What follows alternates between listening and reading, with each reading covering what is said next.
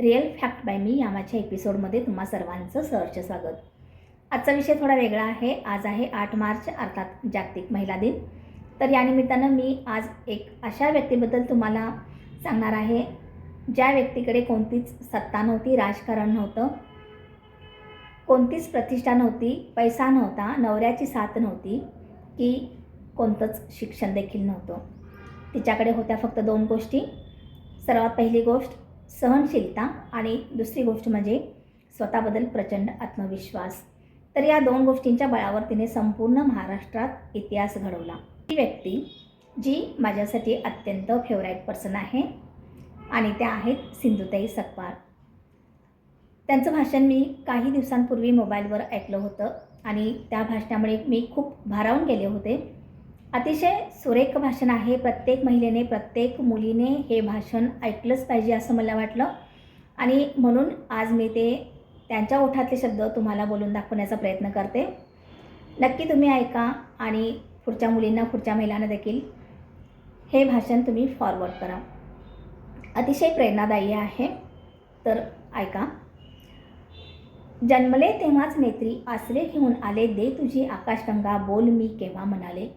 घेतला मी श्वास जेव्हा कंठ होता कापलेला, पोळलेला प्राण माझा बोलण्या आधीच गेला.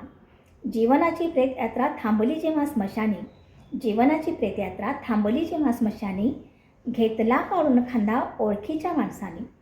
ओळखीची माणसं खांदा काढून घेतात याची आपल्याकडे नोंद असली पाहिजे. जगताना अडीअडचणी, धोक्याचे स्थळे, पाय घसरण्याच्या जागा, काटेकुटे ओलांडावे लागतात. त्याशिवाय पुढचा रस्ता सापडत नसतो, गवसत नसतो. म्हणून एक लक्षात ठेवा, मेरे जनाजे के पीछे सारा जहां निकला, मेरे जनाजे के पीछे सारा जहां निकला, मगर वो नहीं निकले जिनके लिए जनाजा निकला. कोणाची वाट पाहत आहात? अरे सोडून जाणारे खूप असतात, म्हणून तुम्ही स्वतःला सबळ करा. किस गली में खसखस सिंधुताई सपकाळ, स्मशानात राहणारी, भिकाऱ्यांसोबत राहणारी, जळणाऱ्या प्रेतावर भाकरी भाजून खाणारी मी, जन्मलेल्या बाळाची दगडाने नाळ तोडणारी मी. माझ्या सिनेमात मी 4 दगड मारले, पण रिअलमध्ये मी 16 दगड मारले.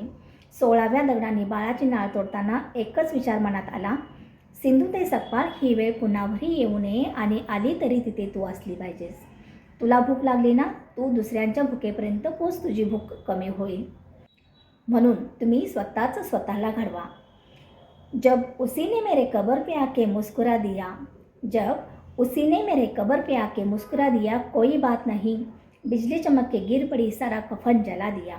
कफन जळू द्या रे, पण तुम्ही दफन होऊ नका. मी तर 22 देशात जाऊन आले. वाटलंही नव्हतं की एक अडाणी बाई इतकी मोठी होईल. एक नऊवारीतील बाई 22 देशात काय जाते अन गाजवते सगळं. मी तर तिकडे गेले की आपले मराठी लोक मला पाहून घोषणा देतात, जय महाराष्ट्र, नऊवारी बेस्ट, जय महाराष्ट्र. नऊवारी इतिहास घडवते बेटा. म्हणून शिका, पुढे जा, मागे वळून पहा. देह प्रदर्शन करणे म्हणजे शिकणे नव्हे आणि जगणे पण नव्हे.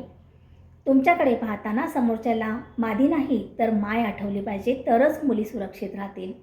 आणि आणखी एक गोष्ट लक्षात ठेवा, गरिबांपर्यंत पोहोचा. ज्या झोपडीत अंधार तिथे प्रेमाचा दिवा लावा. त्यांना माया द्या, त्यांना प्रेम द्या.